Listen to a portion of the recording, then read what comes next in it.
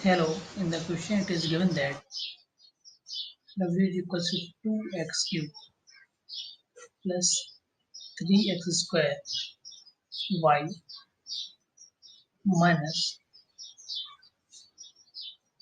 4y square. Okay, so now we will differentiate it with respect to x. Differentiate it with respect to x. Okay, so dw upon dx will be equals to 6x square plus differentiation of this with the help of chain rule, so it will be 3x square into dy upon dx